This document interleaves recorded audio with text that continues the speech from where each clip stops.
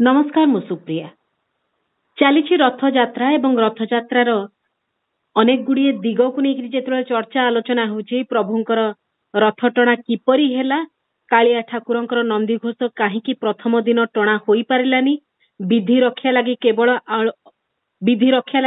अल्प आगो को निगला ए तमाम प्रसंग जो चर्चा आलोचना होची ता भितर अनेक गुड़िए दिग रही जो संपर्क में अधिक आलोचना करबा हम सहित हरिशंकर मिश्र रही स्तंभकार एवं पुरीर जड़े सचेतन नागरिक हरिशंकर बाबू आपन को स्वागत करुची ए वर्षर रथ यात्रा को जदि प्राथमिक प्रतिक्रिया रे आपण वर्णना करिवे ताले केमती कहिवे। जय श्री जगन्नाथ। देखो रथ यात्रा आमर समस्त गोटे ओडिया मानकर गोटे स्वाभिमान पर्व कहीं आम हृदयर जी हूँ स्पंदन श्री जगन्नाथ रथ देखा प्रत्येक लोक गोटे मन भितर गोटे प्रबल भाव उद्वेग थाए आशा थाए एवं ताकू चरितार्थ करने श्री गुंडीचा यात्रा देखा दूर दूरांतर लोक मैंने आसती।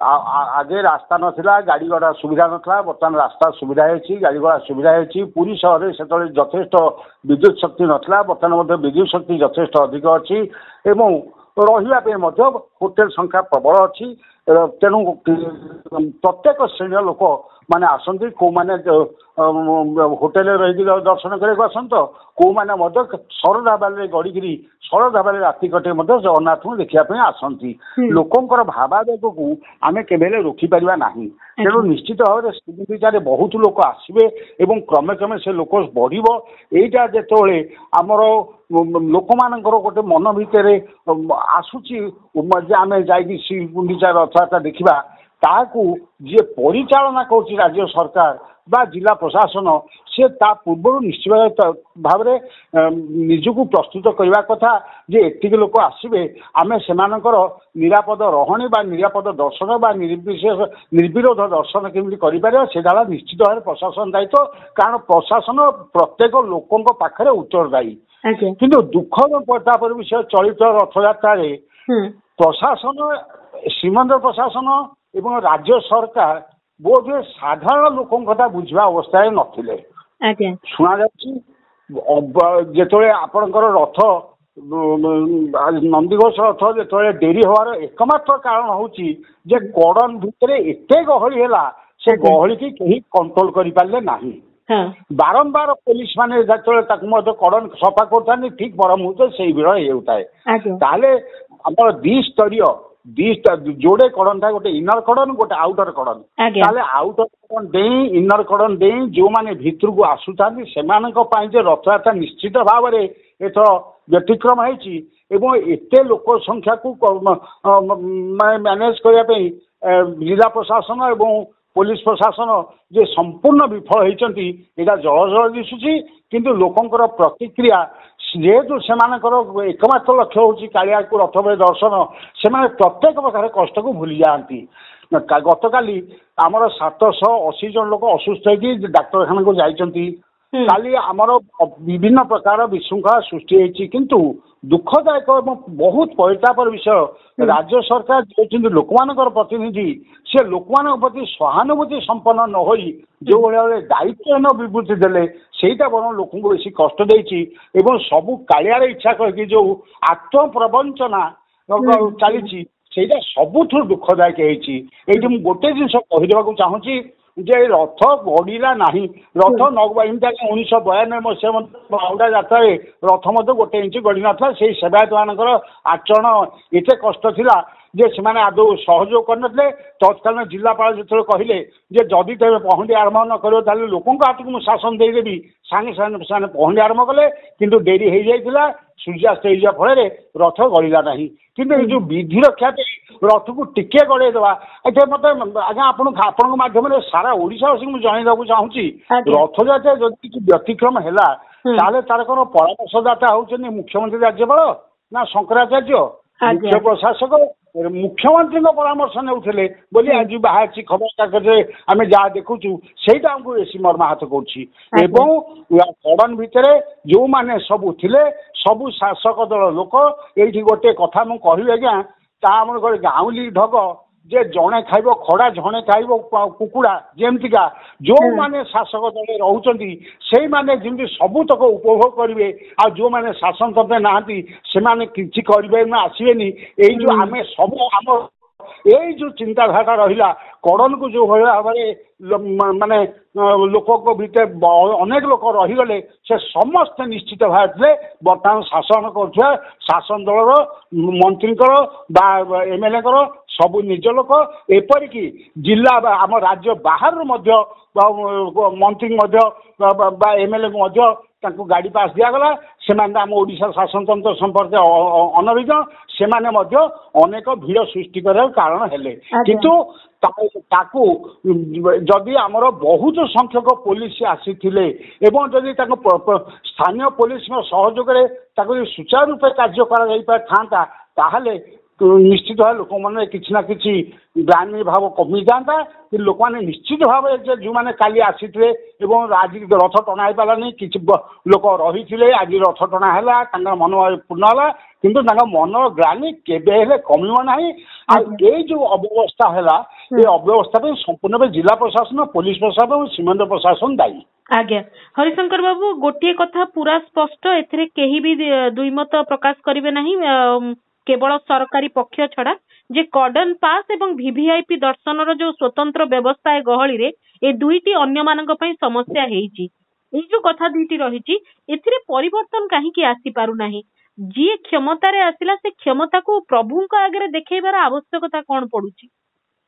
आज्ञा देखंतु ये हला कली काल लोकंकर समस्तंकर केवल मु शब्दटा होची इठी असुर समस्त मु रे चलिबे के ओम रे आसबेनी ओम टा आज्ञा देवता कई जुग एकाक्षरी असुर हूँ मु अहं भाव जो अहं भाव परिप्रकाश मु मंत्री अच्छी मु 500 लोक नहीं पारि मु एमएलए अच्छी मु 200 लोक नहीं पारि ये जो मु भावर प्रकाश ये मु भावर प्रकाश केबे हेले लोक मन जीव ना यहाँ कलिजुग तेणु ये जो वीवीआईपी दर्शन आज्ञा जो पतित पावन यात्रा ये पतित पावन यात्रा जो मैंने पतित मैंने आसिक जो दर्शन कर पारती ना श्रीमंदिर जो मैंने श्रीमंदिर जो प्रवेश कर पारती ना स्वयं जगन्नाथ से आसती जदि आम राज्य सरकार प्रकृत ज्ञान था मुझे सरकार कहूनी आरंभ कहूँ जो मैंने सब अच्छा से निजे दूरे जाई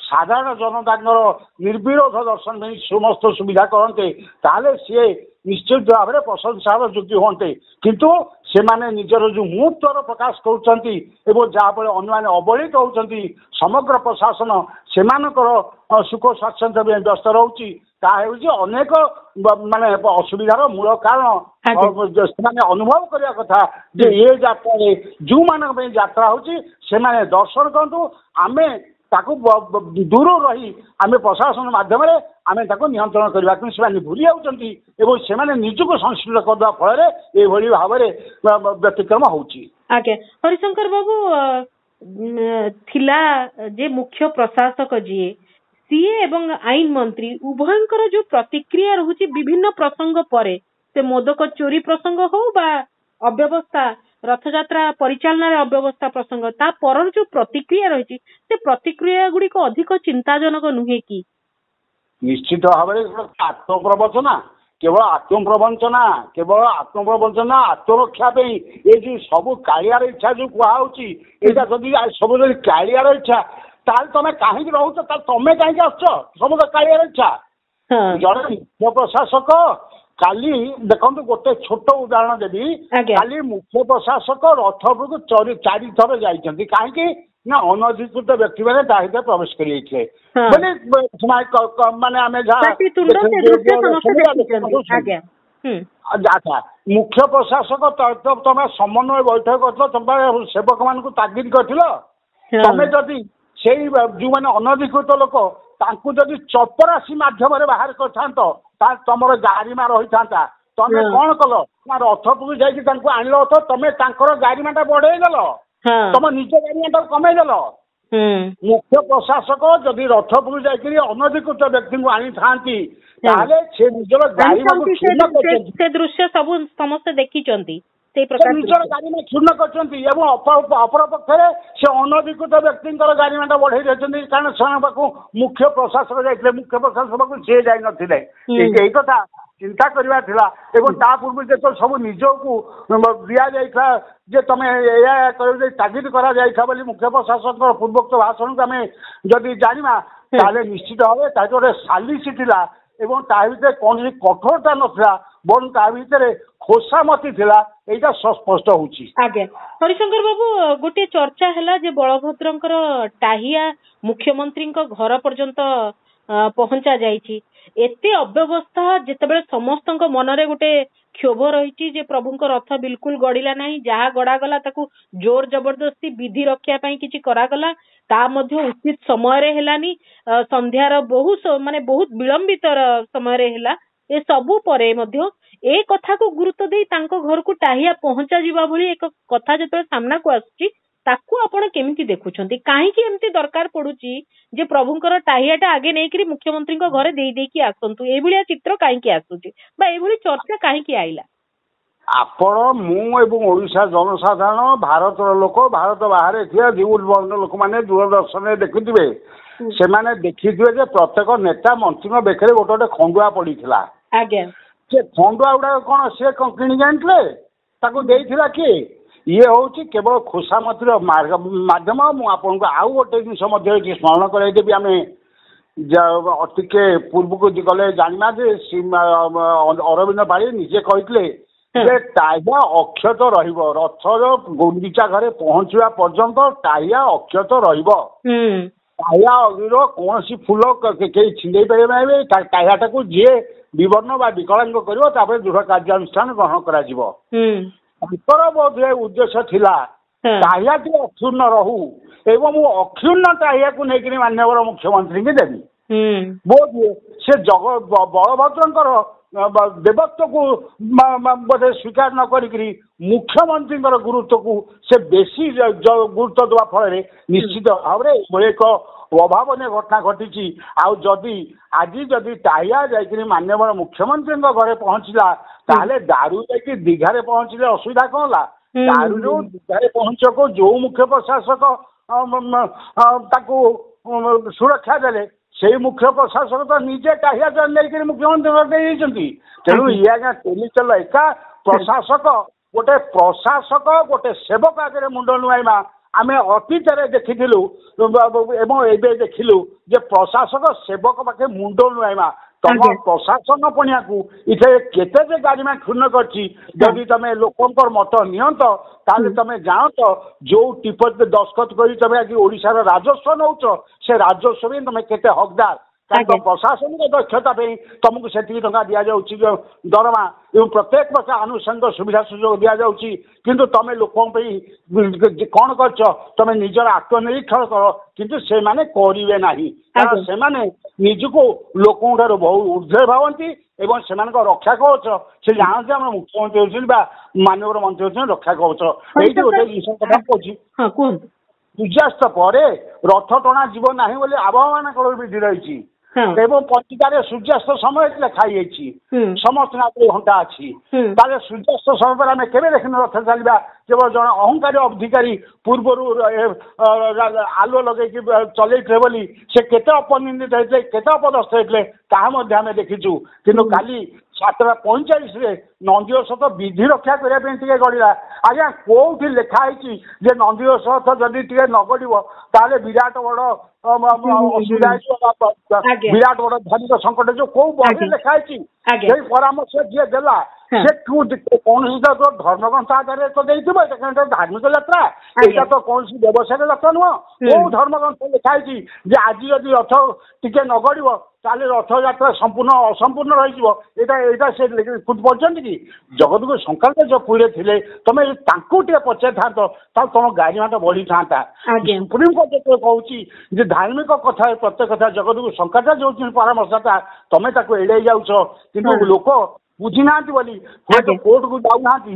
ନହେଲେ ଯଦି ପ୍ରକୃତ ସଚେତନ ଲୋକ ରହିଲେ କୋର୍ଟକୁ ଯାଆନ୍ତେ ତାହେଲେ ଏ ପ୍ରଶାସକ, ରାଜ୍ୟ ସରକାର, ଇଏ ଜିଲ୍ଲା ପ୍ରଶାସନ ତାଙ୍କର ମୁଖା ନିଶ୍ଚିତ ଭାବରେ ଖୋଲିଆନ୍ତା, ପିଲାରେ ସନ୍ଦେହ ନାହିଁ। ଆଜ୍ଞା ହରିଶଙ୍କର ବାବୁ, ଦୀଘା ପ୍ରସଙ୍ଗରେ ଯେ ସବୁଠୁ ବେଶୀ ବିବାଦୀୟ सी प्रतिक्रिया ही दौरान जे सब कथा ठीक ठाक होगा सेवायत को मुझे कही काली हो पारानी आज एतिकी बेलू आम कम आरंभ कलु सब जिन सी सामना को आसी कहते जी गोटे प्रसंग बदीय सी आउ गोटे प्रसंग दायित्व आपको आपण केमती देखुं मु निर्दिष्ट भाव में टिकी पुओं संपर्क में कहूँ रामकृष्ण बाबू संपर्क में जो रामकृष्ण दास महापात्र अतीत आम देखा नवकलेवर बेले तत्कालीन पुलिस डीजी जो यूनिफर्म थी पाद स्पर्श करवा लोक देखा दिन ठार से महाशय गुरुत्व बहुत बढ़ी जाइए सी निजक निजे सर्वे सर्वा भावी से जहा जहा से करने को चाहते से कर सबुठ दुखदायक कथा दीघा को काठ नेले सी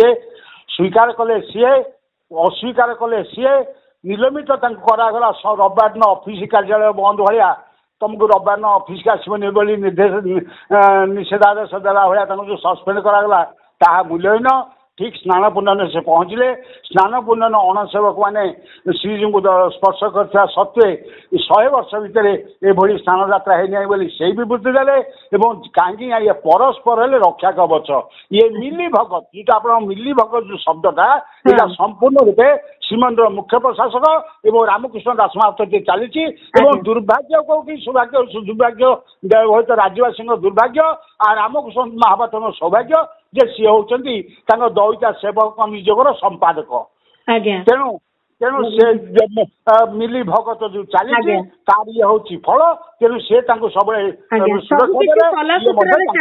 किंतु भक्त विभिन्न घटना देखिकी निराश होची हताश होची मु आ गोटे कथा हरिशंकर बाबू संक्षेप रे जानिबी जेतेबेले प्रभुंकर कला ठाकुरंकर रथ जेतेबेले अटकी गला आमर जो भावना रही से भावना भितर समस्त चर्चा कले किए से सालवेग जहां अटकी गले किए से बलराम दास जहां अटकी गले ए सब कथा चर्चा आलोचना भितर आज जना पड़ुची जे आदानी आसीबा प्रसंग थिला जो कथा को लेकरी भी अलगा गोटे आलोचना राज्य कौन देश रे भी चली जे तांकर आसीबार थिला कारण सी आसिले आज सी आसिकरी दौड़ी धरिले रथ टाणिले सब कथा समस्त देखिले काली जदि न आसी काली जदि हो जाइथांता ताले एथुरु से वंचित होइथांते तो ये जो चर्चा एवं पूरा रथ यात्रा समय रे आदानींकर प्रसाद बंटन एवं आज से प्रसाद घर को मीडिया रे रोषशाला बोलिकरी कहिबा ए सब जो चित्र ये आउ गोटे गुरुत्वपूर्ण दिग नुहे कि जहा चर्चार प्रसंग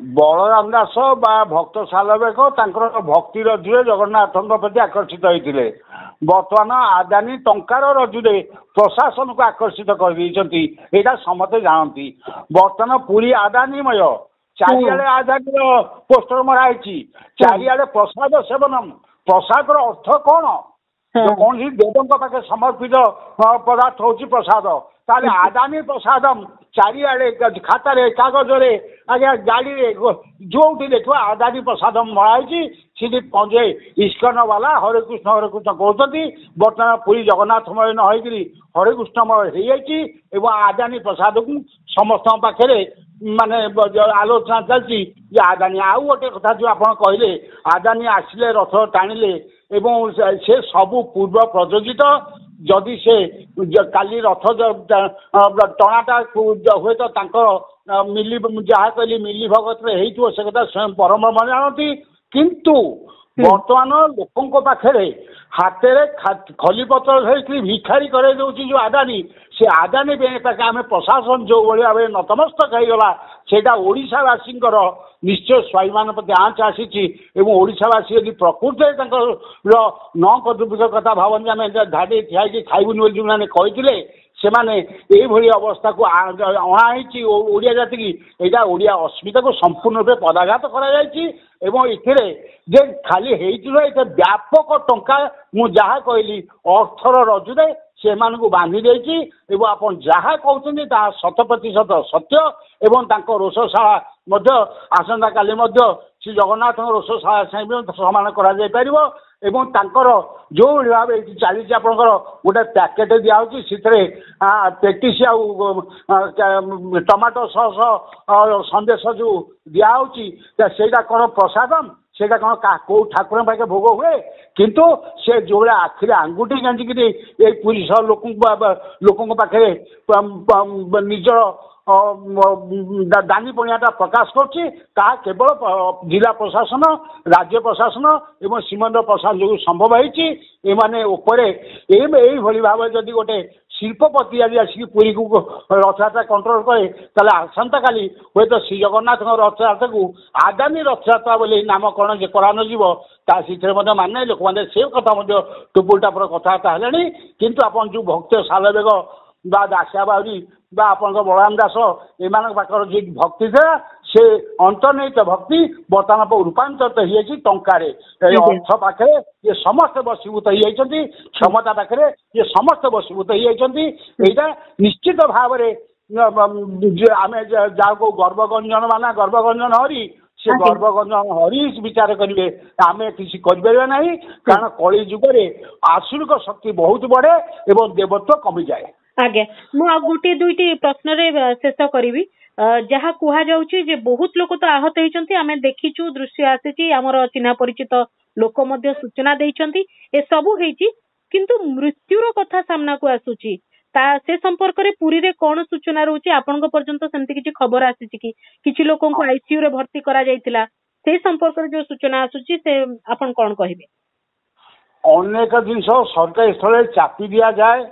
ରଥଯାତ୍ରା ବେଳେ ମଧ୍ୟ ଅନେକ ସତ୍ୟ ଘଟଣାକୁ ଚାପି ଦିଆଯାଇଛି, ଲୋକଙ୍କ ଅସନ୍ତୋଷ ଚାପି ଦିଆଯାଇଛି। ତାହା ସତ ଆପଣ ଦେଖନ୍ତୁ, ଯଦି 780 ଲୋକ ଡାକ୍ତରଖାନାରେ ପଡ଼ିଲେ ତାହେଲେ ଯୋଉ ମୁହଁ କହିଲା ଯେ କେହି ମୃତାହତ ହୋଇନାହାନ୍ତି, ମୃତ ବା ଆହତ, ଯଦି କେହି ମୃତ ହେଇନାହାନ୍ତି କେହି ଆହତ ହେଇନାହାନ୍ତି ତାହେଲେ 780 କୋଉ ଶ୍ରେଣୀରେ ଗଲେ? ଯଦି ଆପଣଙ୍କ ମୃତାହତ ଶବ୍ଦ ଯଦି ଆପଣ ବ୍ୟାଖ୍ୟା କରିବେ ମୃତ ବା ଆହତ, ତାହେଲେ 700 ଲୋକ ତ ନିଶ୍ଚିତ ଆହତ।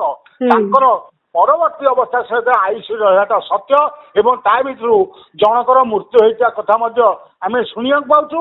କିନ୍ତୁ ଏତେ ଲୋକ ଭିତରେ ହୁଏତ ତାର ପରିଚୟ ମିଳିବନି ବା ତା ପରିଚୟକୁ ଗୁପ୍ତ ରଖି ଦିଆଯିବ ବା ତାକୁ ଚପେଇ ଦିଆଯିବ ଏବଂ ଏହା କାଳେ ରାଜ୍ୟ ସରକାରଙ୍କ ବିଫଳତା ବୋଲି ଲୋକମାନେ ଜାଣିବେ। ତେଣୁ ତାହାକୁ ନିଶ୍ଚିତ ଭାବରେ ସମସ୍ତ ବଳ କଳ ଚାପ ପ୍ରୟୋଗ କରାଯାଇ ଛପେଇ ଦିଆଯିବ। ସେ ଲୋକ କୋଉଠୁ ଆସିଥିଲା, କଣ କରିଥିଲା, ତାର ପରିଚୟ ଯଦି ନ ମିଳିଲା ତାହେଲେ ଲୋକମାନେ ସବୁଦିନ ପାଇଁ ସେଟା ମଧ୍ୟ ଲୋକଙ୍କର ଅଗୋଚରରେ ରହିଯିବ। ଏଥିରେ ତିଳାର୍ଦ୍ଧ ସନ୍ଦେହ ନାହିଁ। କିନ୍ତୁ ଜଣେ ଲୋକ ମରିଛି ଏବଂ 780 ଲୋକ ଆହତ ହେଇଛନ୍ତି, ଏଇଟାକୁ ସରକାର ସ୍ୱୀକାର କରିବାକୁ ପଡିବ ଯେ ଏତିକି ଲୋକ ଆହତ ହେଇଛନ୍ତି। ଆଜି ମଧ୍ୟ ଜଣେ ସାମାଜିକ କର୍ମୀ ଦୁଃଖର ସହିତ ମୋ ପାଖକୁ ଫୋନ କରିଛନ୍ତି ଯେ ମୁଁ କାଲି ଗୋଟେ ଦଳା ଚକଟାରେ ପଡିଥିଲି, ମରି ଯାଇଥାନ୍ତି। ଜଣେ ପୋଲିସ ଅଫିସରଙ୍କର ସାର୍ଟକୁ ଧରିଦେବା ଫଳରେ ମୁଁ କୌଣସି ମଧ୍ୟ ସେ ବିଳକୁ ପଳେଇ ଆସିପାରିଲି। ଆଉ ମୋର ଆଖି ଆଗରେ ପ୍ରାୟ 40ରୁ 50 ଲୋକ ତଳେ ପଡିକିରି ଦଳା ଚକଟା ହଉଥିଲା। ଆଉ ଯୋଉ ପ୍ରତ୍ୟକ୍ଷଦର୍ଶୀ ଏବଂ ଜଣେ ସାମାଜିକ କର୍ମୀଙ୍କ ଯଦି ଏ ମତାମତ ଠିକ ମାନେ କେବେ ହେଲେ ଅବିଶ୍ଵସ୍ତ ନୁହଁ, ତାହେଲେ ନିଶ୍ଚିତ ଭାବେ ଜଣେ କାହାର ମୃତ୍ୟୁ ହେଇଛି, କିନ୍ତୁ ରାଜ୍ୟ ସରକାର ତାକୁ ସ୍ୱୀକାର କରୁନାହାନ୍ତି ଏବଂ ତାକୁ ପ୍ରକାଶ କରୁନାହାନ୍ତି। ଆଜ୍ଞା, ବହୁତ ସାମ୍ବାଦିକ ମଧ୍ୟ ଆହତ ହେଇଛନ୍ତି, ଯୋଉମାନେ ଯାଇଥିଲେ ଯୋଉ ଭୁବନେଶ୍ୱରରୁ ଏପଟୁ ଯାଇଥିଲେ ଯୋଉମାନେ, ସେମାନେ ମଧ୍ୟ ଆହତ ହେଇଛନ୍ତି। ହରିଶଙ୍କର ବାବୁ, ମୁଁ ଶେଷ ପ୍ରତିକ୍ରିୟା ଚାହିଁବି। ଏଥର ପରିଚାଳନା କମିଟି ନଥିଲା, ଅନୁପସ୍ଥିତ ଏପର୍ଯ୍ୟନ୍ତ କାହିଁକି ହେଇପାରିନି, ସେ ଭିତରେ ରାଜନୀତି, ଆପଣ ସେ ସମ୍ପର୍କରେ ଆଗରୁ ମଧ୍ୟ କହିଛନ୍ତି। ଏ ସବୁ ସତ୍ତ୍ୱେ ଯୋଉ ପ୍ରକାର ସ୍ଥିତିରେ ରଥଯାତ୍ରା ହେଲା ଏବଂ ପୂର୍ବରୁ ଅତ୍ୟଧିକ ଆତ୍ମବିଶ୍ୱାସରେ ମୁଖ୍ୟମନ୍ତ୍ରୀ କହିବା ଯେ ଏଥର ଅବିସ୍ମରଣୀୟ ହେବ, ଇଏ ବାସ୍ତବିକ ଭାବରେ ସେଇ କ୍ରମରେ ଗୋଟିଏ ଅଲଗା ପ୍ରକାର ଦିଗରୁ ଅବିସ୍ମରଣୀୟ ହେବାକୁ ଯାଇଛି କି? ହଁ, ଆମେ ତ ମଧ୍ୟ ଆଗରୁ ବି ସୂଚନା ଦେଇଥିଲୁ ଯେ ଏଇଟା ଅବିସ୍ମରଣୀୟ ହବ। ଏଇଟା ତ କ୍ରମେ କ୍ରମେ ଘଟିବାକୁ ଯାଉଛି। କିନ୍ତୁ ଏଇଟା ନିରାଟ ସତ କଥା ଯେ ଆପଣଙ୍କର ଅତିରିକ୍ତ ଆତ୍ମବିଶ୍ୱାସ ବେଳେ ବେଳେ ବିପରୀତ ଫଳ ଦେଇଥାଏ। ଆପଣଙ୍କର ଯଦି ଆମେ ପ୍ରତ୍ୟେକ ଜିନିଷକୁ, ପ୍ରତ୍ୟେକ ସମ୍ଭାବ୍ୟ ଅସୁବିଧାଟାକୁ ଆଖି ଆଗରେ ରଖିକିରି ଯଦି ପ୍ରାକ୍ ପ୍ରସ୍ତୁତି କରିବା ତାହେଲେ ଅସୁବିଧା ଗୁଡାକ ନିଶ୍ଚିତ ଭାବରେ ସୁବିଧାରେ ପରିଣତ ହବ। କୌଣସି ପ୍ରକାର କଣ ହେଇପାରେ ଏ ଜିନିଷକୁ ଯିଏ ଆଖି ଆଗରେ ରଖିକି ଯୋଜନା ହବାର ଥିଲା, କିନ୍ତୁ ଏଇ ଯୋଉ ଅତିରିକ୍ତ ଆତ୍ମବିଶ୍ୱାସ ସହ ମୁଖ୍ୟ ପ୍ରଶାସକଙ୍କର ସେବକଙ୍କ ସାଙ୍ଗେ ମିଲିଭଗତ, ଏଇଟା ନିଶ୍ଚିତ ଭାବରେ କେବେ ଲୋକଙ୍କ ପାଖରେ ଯୋଉ ନକାରାତ୍ମକ ବାର୍ତ୍ତା ପହଞ୍ଚେଇଛି ସେଇଟା କେବେ ହେଲେ ଲୋକଙ୍କ ମନକୁ କିଛି ଦିନ ପାଇଁ ନିଶ୍ଚୟ ରହିଯିବ। ହୁଏତ ଲୋକମାନେ ଭୁଲି ଯାଇ ପାରନ୍ତି। ଆଉ ଯୋଉ ପରିଚାଳନା କମିଟି କଥା କହୁଛନ୍ତି, ଯେହେତୁ ପରିଚାଳନା କମିଟିରେ କୌଣସି ଆସିପାରୁନାହାନ୍ତି ନିଜ ଲୋକ, କାରଣ ପରିଚାଳନା କମିଟି ଦରକାର ନାହିଁ, ଏଇ ଯୋଉ ଗୋଟେ ହାତ ଟେକା କମିଟି ଦରକାର। ସେ ହାତ ଟେକା ଲୋକ ଯେତେବେଳେ ଆସିପାରୁନାହାନ୍ତି, ସେଥିପାଇଁ ତାକୁ ଜାଣିଶୁଣି କୋର୍ଟର ଆଳ ନେଇକରି ପରିଚାଳନା କମିଟି ଗଠନ କରାଯାଉ ନାହିଁ। ସରକାର ଯଦି ଚାହିଁଥାନ୍ତେ ଆଜିକାଲି ଏବେ 5 ବର୍ଷ ଧରି ଗୋଟେ ହାଇକୋର୍ଟ ଗୋଟେ ମାମଲା ରହିଥାନ୍ତା କି? ଯଦି ଆଡଭୋକେଟ ଜେନେରାଲ ଚିନ୍ତା କରନ୍ତେ ତାହେଲେ ସେଟା କଣ ରହିଥାନ୍ତା କି? ତେଣୁ ଏ ଜାଣି ଶୁଣିକିରି ଯେହେତୁ ନିଜ ଲୋକ ଆସିପାରୁନାହାନ୍ତି, ସେଥିପାଇଁ ସେମାନେ ତାକୁ ପରିଚାଳନା କମିଟି କି ଗଠନ କରି ଦଉନାହାନ୍ତି। ଆଜ୍ଞା, ବହୁତ ବହୁତ ଧନ୍ୟବାଦ ହରିଶଙ୍କର ବାବୁ। ଆମେ ଚାହିଁବୁ ଯେ ଘୋଷଯାତ୍ରା ତ ଯାହା ଯେମିତି ହେଇକିରି ଚଳିଲା ଏବଂ ସମସ୍ତେ ଭକ୍ତ ତା ଭାବନା ଅନୁସାରେ ପ୍ରଭୁଙ୍କୁ ଦେଖିଥିବ, ପ୍ରଭୁଙ୍କୁ ଦର୍ଶନ କରିଥିବ, ଏସବୁ କଥା ତ ହେଲା। ଯୋଉ ପ୍ରକାର ପରିଚାଳନାରେ ବ୍ୟତିକ୍ରମ ବିଭ୍ରାଟ ଯାହା କିଛି ଘଟଣା ହେଲା, ଆହତ ମାନେ ଯୋଉମାନେ ରହିଛନ୍ତି ଗୁରୁତର ଅଛନ୍ତି, ସେମାନେ ଶୀଘ୍ର ସୁସ୍ଥ ହେଇକିରି ଆସନ୍ତୁ।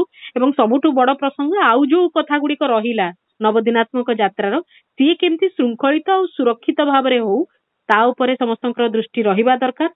କେବଳ ପ୍ରତିକ୍ରିୟା ଦେଲେ ଚଳିବ ନାହିଁ, କାରଣ ସରକାର ଯୋଉ ପ୍ରତିକ୍ରିୟା ଦଉଛନ୍ତି ଆଉ ତାଙ୍କର ଆଚରଣ ଉଚ୍ଚାରଣ ଭିତରେ ତାଳମେଳର ଘୋର ଅଭାବ ଦେଖାଯାଉଛି ଏବଂ ସେଇ ସମନ୍ୱୟର ଅଭାବ, ତାଳମେଳର ଅଭାବ ହିଁ ଏ ବିରାଟ ଯୋଉ ପରିଚାଳନାଗତ ତ୍ରୁଟି ତାକୁ ଦର୍ଶାଇଲା ବୋଲି ସମସ୍ତେ ଜାଣିଲେ। ବହୁତ ବହୁତ ଧନ୍ୟବାଦ ହରିଶଙ୍କର ବାବୁ, ଏତିକ ଜୟ ଶ୍ରୀ ଜଗନ୍ନାଥ। ଏ ସ୍ୱତନ୍ତ୍ର ଆଲୋଚନାକୁ ଏଇଠି ରଖୁଛି। ନମସ୍କାର।